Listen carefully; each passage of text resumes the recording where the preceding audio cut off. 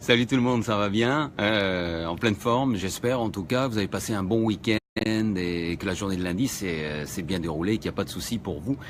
Moi, je suis très heureux de vous retrouver pour un nouvel épisode du Meilleur est à venir, épisode 159 aujourd'hui, dites donc, hein, ça fait un petit moment déjà que ça dure et on continue, on continue. Et ben, on passe notre temps tranquillement à se rencontrer, à partager des idées, à partager de jolies choses et à partager aussi des petits rêves, des choses qui vont bien ensemble. En tout cas, j'espère que vous avez passé une bonne journée. Merci à tous ceux et toutes celles qui regardent le replay. Ça me fait toujours plaisir, que ce soit sur YouTube ou sur Facebook. C'est super gentil. Salut Chiara, ça va bien? Salut Maribo, toujours au poste comme d'habitude. Ça fait plaisir de vous retrouver. Et en tout cas, on va bien s'amuser. Alors, d'habitude, je suis toujours en intérieur, mais aujourd'hui, on va faire ça en extérieur. Hein. C'est la pleine nuit ici, il fait nuit, il fait beau, on est en train de voyager, on est un peu plus du côté de Tokyo en ce moment. Donc, oui, c'est ça. Je suis dans une rue, près d'une station, une gare de train. Donc, il y a pas mal de trains encore, même à minuit 30, minuit 45 maintenant. Et donc, il fait beau, il fait pas trop chaud, donc je me suis dit on va essayer de passer dehors plutôt que de rester on est dans un hôtel en ce moment, plutôt que de rester dans la chambre d'hôtel où c'est un petit peu serré, on va dire. Je vais essayer de faire ça en extérieur. Donc s'il y a des petits problèmes techniques, faut pas m'en vouloir, mais c'est de bon cœur. Et puis il y a une belle histoire aujourd'hui, une belle histoire à vous raconter. Une belle histoire pas d'Icare, mais vous allez voir, et vous allez être surpris et surprise par ce que je vais vous raconter, parce que ça va pas être tout à fait comme d'habitude. C'est pas grave Lily, ça me fait toujours plaisir que tu passes nous dire bonjour, et c'est toujours agréable en tout cas, d'accord? Ah, je crois que j'ai des moustiques, ça va donner. Allez, le moment suspendu du jour, c'est toujours pareil. Oh, on le voit bien là, le moment suspendu, il est tout rouge. Et il est signé, je ne sais pas dans quel sens on doit mettre la photo, on va essayer de le voir, le voici. Il est absolument magnifique. Comme d'habitude, c'est Mercedes qui s'y colle et qui nous fait quelque chose d'absolument super. Merci Mercedes, c'est vraiment, vraiment, vraiment génial. Je ne sais pas du tout ce que c'est un pistil de fleurs ou quelque chose comme ça, un pistil avec les étamines peut-être et le pollen derrière. Donc c'est vraiment, vraiment, vraiment sympa. Salut Monette, tu vas bien? Voilà. Merci en tout cas à Mercedes qui nous partage également de belles choses. Ah c'est vrai, dès que je vais mettre l'iPad là, ça va être sympa. Tiens, puisqu'on parle de toi, Maribo, on parlait de toi il y a quelques instants. Eh ben, on va mettre quelque chose que tu as partagé qui m'a bien fait rire. Alors, on va essayer de le mettre. Ça va pas être facile, mais on va le mettre quand même. Voilà. Je suis parti à la librairie, j'ai trouvé un livre intitulé « Comment résoudre 50% de ses problèmes ». J'en ai acheté 2. Tout simplement. Mais ce qui est marrant, c'est quand tu regardes l'origine de cette image, il y a des gars qui n'étaient pas contents. Il y a des gars qui ont commencé à chercher des noises, à se dire « Mais comment ça? Mais si tu résous 50% de tes problèmes, il en reste 50%. Donc si tu rachètes un autre bouquin à 50%, eh ben tu vas pas résoudre 100%, tu vas résoudre 50% de ces 50%. » Plus de 60 personnes ont liké, Maribo, c'est génial ça. C'est exactement ce qu'il faut. Moi j'ai trouvé amusante, il n'y avait pas besoin de chercher trop compliqué. Monette, puisque tu viens d'arriver, tu as partagé pas mal de belles choses aussi. On va commencer avec celle-là. À quel âge un sac à dos devient-il un sac adulte? Je suis en train de rire en pleine rue, mais enfin, il n'y a pas grand monde en ce moment, ça va. À quel âge? À quel âge? À quel âge? Merci Monette pour celle-là, elle est excellente. Yvon nous a partagé quelque chose de bien sympathique, j'ai bien aimé Yvon. Alors, je vais vous mettre le titre d'abord. Alors, on va pas le voir, voilà. Quand t'es pas doué pour les paquets cadeaux et que tu veux offrir un aspirateur à ta mère, alors ça donne quoi? Eh ben ça donne ça.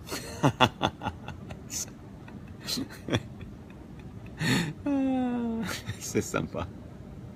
Merci Yvon, super sympa. Et n'hésitez pas à partager la vidéo, allez-y, il y a un bouton, vous pouvez partager. Et même si c'est en replay, c'est toujours agréable et c'est toujours sympa de partager parce que on partage des bonnes nouvelles et des choses, ma foi, bien sympathiques.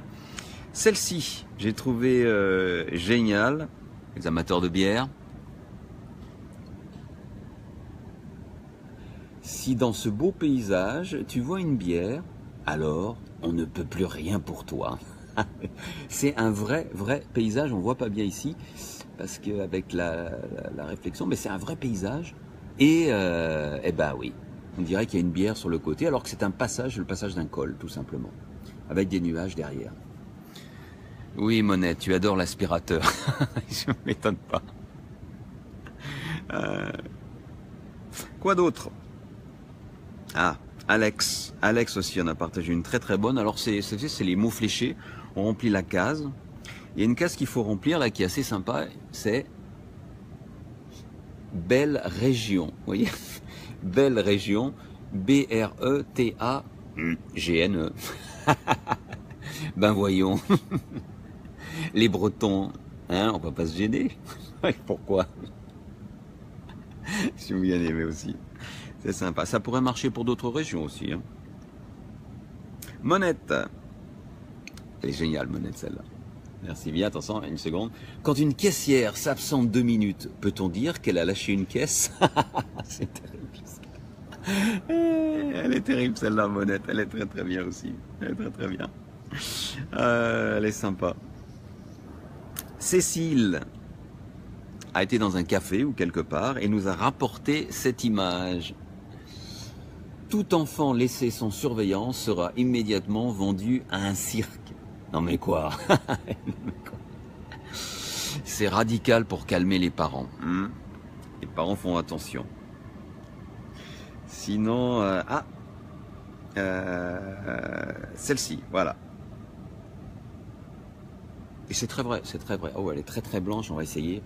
Mon téléphone est tellement souvent en charge que c'est redevenu une ligne fixe. C'est pas vrai ça pour vous? C'est pas devenu une ligne fixe? C'est vrai qu'il faut tellement mettre le chargeur, le charger tout le temps, qu'au bout d'un moment, bah, ça devient comme un nouveau téléphone fixe, tout simplement. Moi c'est vrai, moi je trouve ça c'est vrai. Mercedes, tu en as partagé une très belle qui m'a bien fait rire aussi. La voici. Alors je vous montre l'image d'abord, voilà. Alors vous pensez à la légende, qu'est-ce que c'est la légende? John Lemon. Elle est bonne quand même celle-là. Alex, ah tu es là Alex, merci hein, d'avoir partagé ça. Bretagne, ça rentre dans le mot croisé, oui ça rentre, ça rentrera toujours.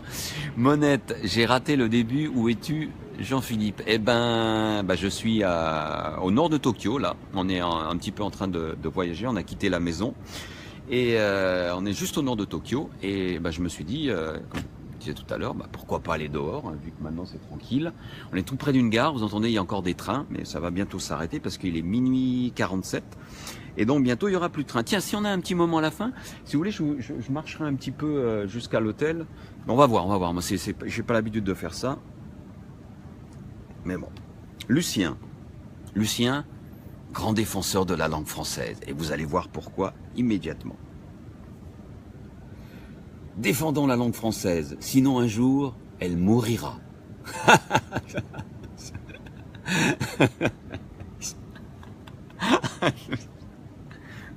Elle va mourir. Oui. La pauvre langue française. Salut Steph, ça va? Merci de passer. Hubert, qu'est-ce qu'il nous a partagé? Alors Hubert nous a partagé quelque chose de sérieux. Hubert, j'adore ses partages. Alors celui-là, il est un peu compliqué. Alors il va falloir lire un petit peu. Les Américains ont découvert du pétrole en Antarctique. Image de pingouins armés. Et selon eux, une armée de pingouins talibans s'est soudainement levée et doit être combattue militairement sans attendre afin de sauvegarder la démocratie. Intéressant. Pétrole. Sauvegardons la démocratie. Taliban, bah oui. C'est amer, mais c'est juste. Salut Agnès, ça va? Tu es en Haïti? À nous-mêmes qui nous-mêmes. Tiens, Mired. Eh ouais. Et donc on continue avec Chiara, tu as partagé ça. Alors c'est un peu difficile. Alors c'est sur le site AZ Cuisine. Vous savez, on poste des recettes et puis on peut mettre des commentaires si on a aimé ou pas la recette. Alors là, c'est pour une recette de pizza. Il y a quelqu'un qui a mis un commentaire qui vaut son pesant d'or. Et c'est Chiara qui a partagé ça. Je vais vous la mettre ici. Voilà. Recette de la pizza. Alors 1 étoile déjà et ça date du 9 août. Hein. Nul à chier, la pâte a été carbonisée au bout de 10 minutes, la maison entière a disjoncté, les enfants n'ont pas eu à manger, mon mari m'a quitté, et pour finir, le chien est mort. Bref, une bonne expérience en perspective à refaire. C'est génial ça. Bon, ok, il y a 3 likes, ça. 3 j'aime. Et c'est vraiment une recette, hein, c'est vraiment sur Cuisine AZ pour une recette de pizza. Des gens qui ont de l'humour, c'est bien, c'est bien, c'est bien. Lucien est quelqu'un de sérieux et veut vous apprendre à comprendre votre poisson rouge. Et il faut le comprendre, le poisson rouge. On comprend un petit peu le chien, le chat, ce qu'il veut dire, ce qu'il veut faire, mais le poisson rouge c'est plus difficile. Et ben maintenant, vous allez tout comprendre grâce à Lucien qui a pas fait lui-même et qui a partagé un tableau. Alors voilà, pour vous aider à bien comprendre votre poisson rouge. Vous regardez bien votre poisson rouge et voici ce qu'il fait quand il y a de la joie, quand il y a la colère, quand il y a la peur, quand il y a la tristesse, quand il y a la surprise et quand il y a la mort.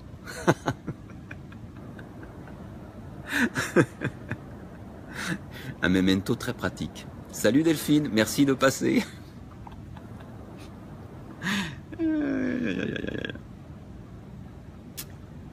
Marie.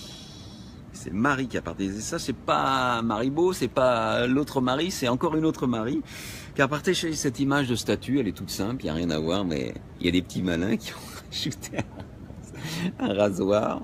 Je dirais un rasoir pour femme peut-être, puisqu'il est rose, mais j'ai trouvé ça génial.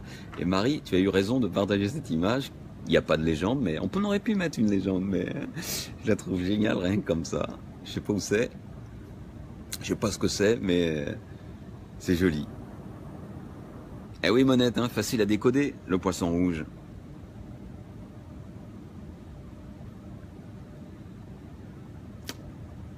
Les risques de la drogue sont absolument terribles. Faites attention. Les images que je vais vous montrer maintenant peuvent choquer. Éloignez les enfants. Les dangers de la drogue. Je vais vous la montrer comme ça. Et voilà pourquoi il faut dire non à la drogue. Pauvre Thomas. C'est marrant parce que mon petit garçon, justement, mon petit garçon Hugo, vous savez, petit samouraï, petit ninja, eh ben il est justement dans la période Thomas, il a commencé avec Thomas, hein, le petit train. Alors j'ai pas osé lui montrer l'autre, parce que il va être dégoûté le pauvre. J'ai bien aimé cette image aussi. Alors on a presque terminé. Avant l'histoire du jour, et c'est une histoire qui va vraiment vous étonner parce que je vais prendre un petit peu le contre-pied de ce que je fais d'habitude. Et on va parler de quelqu'un de complètement différent. Mais avant ça, j'ai deux couvertures de Tintin à vous montrer. Pourquoi pas? Et c'est Richard qui a partagé les couvertures de Tintin. Moi j'adore ce genre de couverture. Tintin sort de tôle. C'est la couverture, je crois, du sceptre d'autocar, hein, c'est ça. Je me souviens bien, mais Tintin sort de tôle. Et l'autre, qui me concerne un petit peu, vu que je suis au Japon, hein, et c'est pour ça que je la mets aussi. Je vais la mettre dans ce sens-là, parce qu'elle est plus facile à voir. Tintin va au cep à Fukushima. Je crois que c'est la couverture de l'île mystérieuse, hein, si je ne me trompe pas. Mais c'est bien. Hein. Et rigolez pas, à Fukushima, c'est juste par là, hein, c'est pas loin d'ici, au nord. Ouais. Et puis, alors... merci pour les petits cœurs et les likes. Et puis, comment il s'appelle? Lucien, aussi lui, a partagé des photos de villages. Alors j'étais étonné, c'est des panneaux de villages assez intéressants. Si vous regardez de plus près, si vous arrivez à les lire, le village de Darkvador, le village de Nintendo, le village de Dragon Ball et le village de Chewbacca. Alors moi je me suis dit mais c'est incroyable ça. Grâce à Lucien on a réussi à trouver des villages avec des noms des noms incroyables. Hein. C'est incroyable ces noms-là. Et puis j'ai fait une petite recherche. Et puis c'est pas des vrais noms. C'est des noms de villages qui ont été photoshopés par un petit malin qui s'appelle, son pseudo c'est Golem13 et qui a fait ça il y a 2 ans et qui a photoshopé tout ça. Donc c'est pas vrai. Mais bon, c'était sympa. Qu'est-ce que tu dis Timothée si tu vois des psychos préférés au CEP, des psylos? Ah des psylos, oui. Je sais ce que tu veux dire. Je comprends ce que tu veux dire. Et j'ai trouvé ça bien. Alors j'ai recherché d'autres villages qui m'ont bien fait rire, qui n'existent pas. Hein. Celui-là est génial. Hein. Han Solo, Star Wars. C'est génial. C'est des faux, hein, ça n'existe pas. Celui-là aussi est pas mal. Tetris. Celui-là est pas mal. Qui a 3 km 9. Hein. Et Pokémon. Village de Pokémon. C'est génial. Hein. Et encore un, allez, pour le plaisir. Celui-là est génial. Vous arrivez à le découvrir, celui-là? PlayStation 3. 14 km. Et puis j'ai creusé un petit peu parce que je me suis dit, quand même. En cherchant, eh ben j'ai trouvé quand même un village qui existe. Et là, c'est pas du photoshopage. Alors, même si ça paraît comme du photoshopage, regardez-moi ça. Ça paraît bizarre, hein? Vous voyez, Darvador avec ses... Et là, vous avez un village. Le village de la force. Que la force soit avec toi. Eh ben, croyez-le si vous voulez. Salut Daniel, merci de passer. Eh ben, ce village existe. Il existe vraiment. C'est un village, je crois, qui se trouve dans l'Aude. Un village qui se trouve dans l'Aude. Un village de 200 ou 300 habitants. Qui existe réellement dans l'Aude. Et donc, il y a vraiment le village de la force. Que la force soit avec vous. Et ce village a vraiment de la force. Parce que je vais vous raconter une histoire incroyable sur ce village.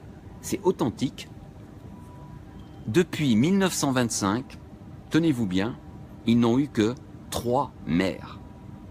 Je ne sais pas si vous imaginez, de 1925 à 2017, il n'y a eu que 3 maires, et le 3e maire est toujours maire. Dire que les gars ont fait des mandats de 40 ans à chacun, donc c'est vraiment le village qui a la force. Yo, c'est incroyable ça. Attendez, on va pas s'arrêter là, parce qu'on est dans les villages et dans les noms de villes. Moi, ça m'a fait faire des recherches. Et j'en ai trouvé un autre qui m'a bien fait rire. Alors celui-là. Je suis en train de rire, je vais réveiller les voisinages. Alors croyez-le ou non, c'est pas une blague. C'est vraiment un village du Cantal qui s'appelle Carla. Il y a 200-300 habitants. Et qui est jumelé avec la ville de Bruni, en Italie. Non mais c'est vrai. Et le plus incroyable, il y a une ambulance qui passe, il y a un hôpital pas loin d'ici, et donc on va attendre peut-être que je sais pas si vous m'entendez, mais le plus incroyable pour ça, c'est que c'est le village de Carla qui en 2010 a décidé de contacter la petite ville de Bruni en Italie pour qu'ils se jumellent afin de rendre hommage à Carla Bruni. C'est incroyable. Allez, c'est incroyable. Et même, je vais vous dire, c'est même plus qu'incroyable. C'est même... est-ce que j'oserais le dire? Ouais. C'est même très...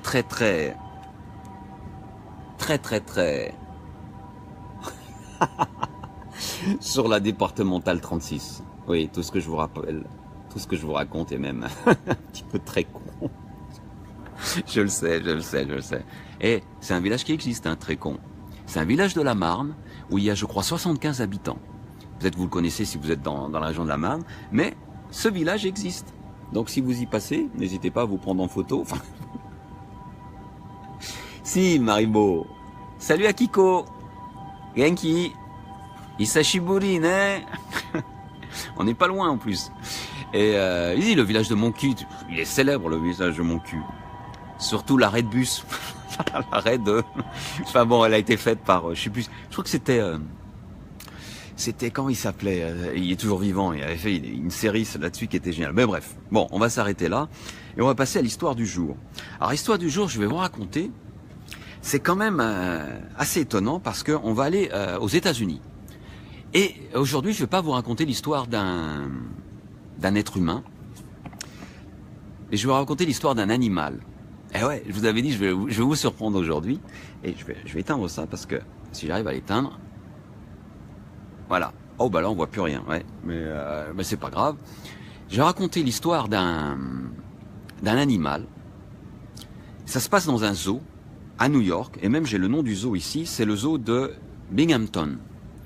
J'aime pas les zoos, j'aime vraiment pas les zoos. J'emmènerai, j'ai toujours dit à ma compagne, j'emmènerai jamais notre petit garçon Hugo dans un zoo. Je déteste voir les animaux en cage ou en enclos. Mais là, c'est un zoo particulier, c'est un zoo qui recueille les animaux en détresse ou qui ont été maltraités, etc. Ou des animaux qu'on ne peut pas relâcher dans la nature. Donc ça part d'un bon sentiment. Et les gens qui travaillent là-dedans sont géniaux aussi parce que ils essayent d'aider au maximum les animaux qu'ils accueillent. Et on va parler en particulier d'une dame qui s'appelle Clara Davy. Je vais dire Clara en français, on va le dire en français. Et Clara, un jour, donc s'occupe de fabriquer les cages. Elle est d'ailleurs doctorante et elle prépare une thèse sur l'adaptation, comment fabriquer des cages pour que les animaux soient le plus à l'aise possible. Mais là, on est bien d'accord, c'est pas des animaux qu'on attrape dans la nature et qu'on bloque dans une cage. Hein. J'ai horreur de ça. Les animaux devraient être en liberté et si on veut les voir, on va vraiment les voir en liberté.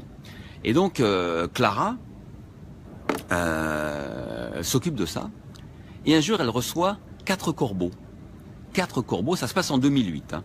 Elle reçoit 4 corbeaux pour lesquels elle a dû préparer une cage. Donc elle a essayé de faire une cage le plus grande possible, très grande, une sorte de volière, en mettant des bâtons, en mettant des marches, en mettant des sortes de barreaux comme ça qui traversent les cages, de façon à ce qu'il y en ait pour tous les corbeaux, parce qu'elle reçoit 4 corbeaux, et ces 4 corbeaux ne sont pas tous pareils. Alors elle fait de son mieux. Et en même temps, elle prépare sa thèse. Mais l'héroïne, c'est pas Clara. L'héroïne, c'est l'un des corbeaux. Et c'est même une dame corbeau, une demoiselle corbeau, que Clara va surnommer Nugget, aux États-Unis. Elle va appeler ce corbeau, cette dame corbeau, je sais pas combien, une femelle corbeau, elle va l'appeler Nugget. Pourquoi elle va s'intéresser à Nugget? Parce que Nugget est une dame corbeau absolument extraordinaire et qui va donner une leçon incroyable à Clara, qui va d'ailleurs en faire un papier, son sujet de thèse de doctorante, qu'elle va d'ailleurs passer, qu'elle va réussir, puisque c'était en 2008. Maintenant, elle est professeure adjointe dans une université américaine. Et donc, Agnès, tu veux que je répète le nom du zoo? Alors, c'est le zoo de Bing... Alors, je ne sais pas comment on le prononce, Binghamton. Binghamton Zoo, à New York. Hein. Alors, Bing, B-A-N-G-H-A-M-T-O-N. Ok? Voilà, tu peux chercher sur... tu vas le trouver. Et là, il y a la musique, bien sûr, qui nous indique qu'il est 1h du matin. Ben oui, ça c'est au Japon, dans tous les centres... Enfin, c'est pas les centres commerciaux, puisque la gare est pas loin. Donc tout ça, c'est une zone piétonne qui est immense tout autour de moi, et je dois être l'un des seuls qui traîne encore à cette heure-ci. Mais vous voyez, on est au Japon, c'est tranquille. Et donc, Clara s'intéresse beaucoup à Nugget, cette petite femelle, petite dame corbeau, demoiselle corbeau, qui est arrivée avec les ailes complètement coupées. Les ailes sont pas poussées, donc elle peut pas voler. Elle a jamais volé. Pourquoi? Parce qu'on ne sait pas exactement ce qui s'est passé, mais on pense qu'elle a été recueillie par quelqu'un qui a voulu en faire son jouet et qui l'a mis dans une cage très serrée où elle pouvait pas voler. Donc depuis toute petite, depuis qu'elle est née, elle a grandi et elle n'a pas pu déployer ses ailes, elle n'a pas pu voler, donc elle n'a pas appris à voler. Et ensuite, elle a été recueillie par un premier centre de soins pour animaux. Et ensuite, donc, elle est venue au zoo pour essayer de la faire survivre parce qu'elle est très malheureuse. Et à chaque fois qu'elle essaye de voler, comme ses ailes sont pas, elle sait pas voler, comme ses ailes repoussent, les ailes repoussent, les ailes, les plumes des ailes repoussent. Chaque fois, elle retombe et elle se brise les ailes. Donc, et ça arrive plusieurs fois, alors qu'elle arrive dans ce zoo. Et on pourrait se dire, si on était quelqu'un d'autre, qu'on abandonne, on arrête de voler. Mais Nugget, est une femelle corbeau très particulière. Et Clara, la doctorante, la jeune doctorante, l'observe tous les jours, comme les 4 autres corbeaux, bien sûr, parce que c'est son sujet de thèse, et les filme en vidéo. Et c'est pour ça, et grâce à ça, qu'elle va remarquer quelque chose de bizarre, et même d'étonnant. Nugget, à partir d'un certain jour, au lieu d'essayer de se balader dans la cage, elle ne peut pas voler, donc elle reste au sol, mais elle peut monter un petit peu quand même. Nugget n'essaye pas toujours de grimper. Ce qu'elle fait, pendant 15 minutes, tous les jours, elle reste au sol, elle fait des petits sauts, en déployant ses ailes, dans un coin de la cage. Une cage qui est grande, hein, c'est une volière. Elle fait ça tous les jours, pendant 15 minutes. Et Clara s'inquiète. Pourquoi? Parce que les animaux qui ont ce genre d'attitude, ce genre d'habitude, ça s'appelle de la stéréotypie. Et la stéréotypie, c'est mauvais signe pour un animal en cage. Vous avez déjà vu les tigres qui tournent en rond dans les cages, ou les éléphants qui sont dans les cirques et qu'on voit et qui balancent sans s'arrêter, vous savez, hein, dans les animaux comme ça. C'est un mauvais signe. Ça veut dire qu'ils sont mal à l'aise, qu'ils se sentent mal, et ils font ce qu'on appelle de la stéréotypie, c'est-à-dire qu'ils répètent un mouvement sans arrêt. Et c'est ce que fait Nugget. Elle fait ça tous les jours pendant un quart d'heure dans un coin de la volière. Et ensuite, elle s'arrête et elle va rejoindre les 3 autres corbeaux, enfin qui sont un peu plus hauts parce que certains autres corbeaux peuvent voler eux. Et Clara, ça l'interpelle cette attitude. Pendant plusieurs semaines, elle fait ça.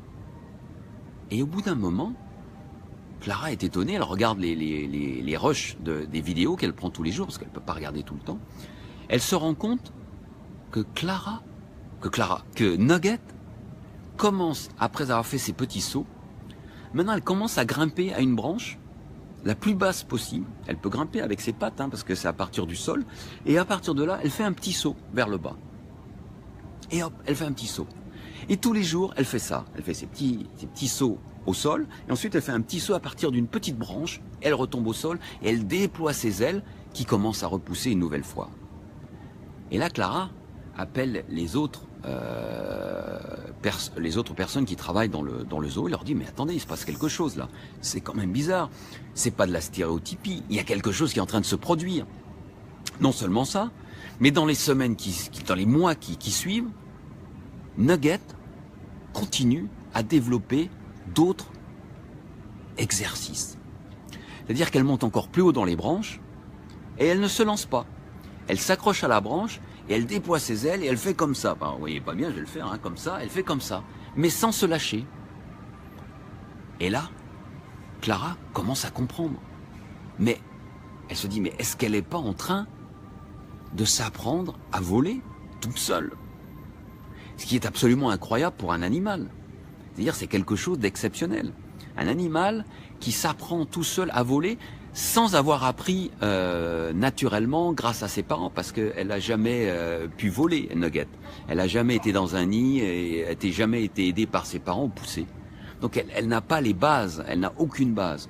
Mais ce qu'elle est en train de faire ressemble fichtrement à quelque chose comme ça. Et puis la dernière étape, eh ben, puisque la volière, vous savez, il y a un grillage sur les bords de la volière. La dernière étape, c'est Nugget. On la découvre un jour en train de grimper avec ses pieds, comme ça, le long de la volière, en s'accrochant au bec et en bougeant ses ailes comme ça. Et là, Clara la voit faire ça et se dit: bon sang, où est-ce qu'elle va aller comme ça? Et tous les jours, elle répète ce même mouvement également. Vous vous rappelez, depuis le sol, les petits sauts. Donc chaque mois, on va dire, elle rajoute un mouvement. Et quand elle a fini ses mouvements, elle s'arrête.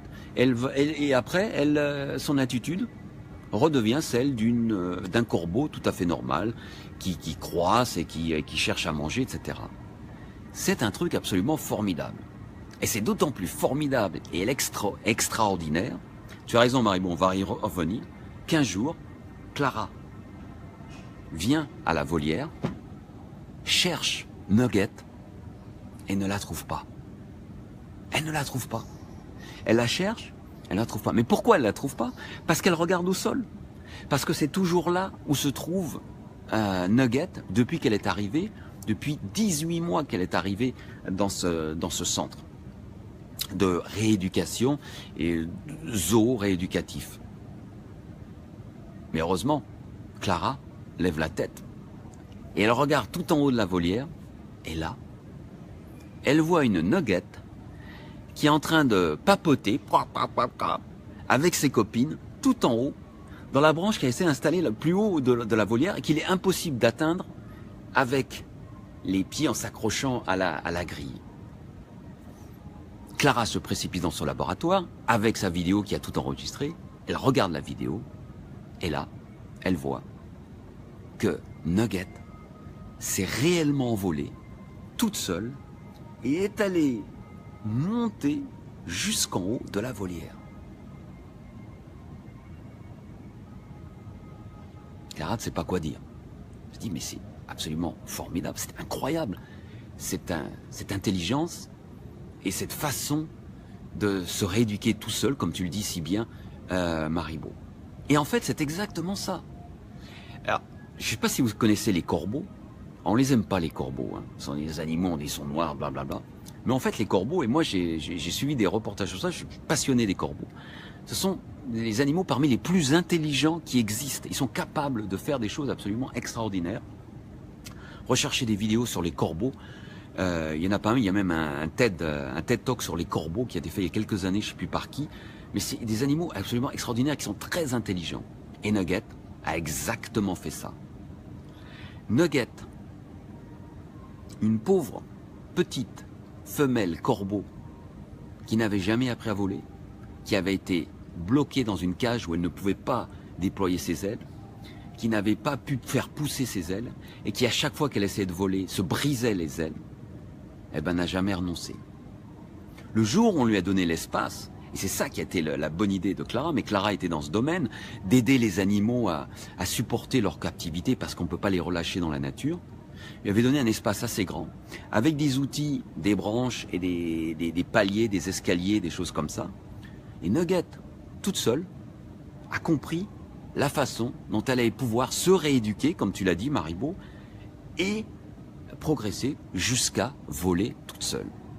Et ça, c'est une magnifique leçon pour tous les animaux, pour tous les rééducateurs d'animaux qui veulent aider les animaux à mieux vivre lorsqu'ils sont en enclos, parce qu'on n'a pas le choix et qu'on ne peut pas les libérer dans la nature, sinon ils ne savent pas se débrouiller pour différentes raisons.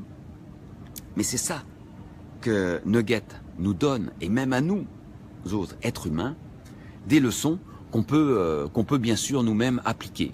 Et c'est quoi ces leçons? Eh bien tout d'abord, et moi je les applique, j'essaie de les appliquer, et vous aussi j'espère que vous les appliquez, mais retenez bien, il y a 3 leçons à apprendre. Un, c'est quand on commence quelque chose, eh ben c'est d'y aller doucement. C'est le principe, un des principes que j'utilise beaucoup et que j'ai beaucoup aimé. J'en ai parlé, j'ai même fait un bouquin là-dessus. Et là ça y est, le nom m'échappe parce qu'il est un peu tard. Là, il est plus d'1h du matin et je vais m'endormir dans la rue si ça continue. 1h11, je vais me dépêcher parce que je suis un peu long. Mais c'est un des principes du principe de. Comment ça s'appelle? Maribo, aide-moi, j'ai oublié. La méthode que j'utilise beaucoup.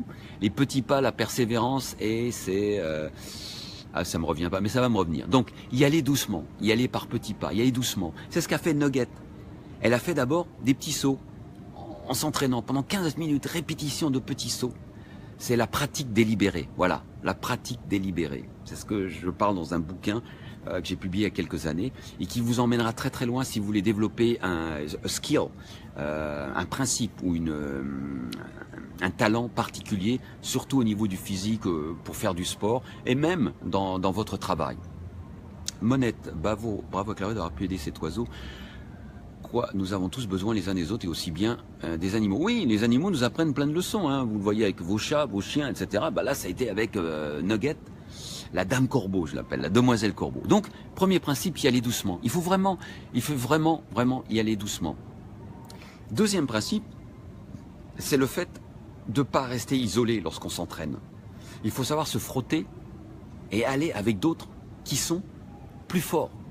Parce qu'on apprend des autres. Et c'est ce qu'a fait Nugget, parce que dans les 4 corbeaux qui étaient là, avec elle, il y en avait 2 autres qui savaient voler, mais qui ne pouvaient pas être relâchés dans la nature pour différentes raisons.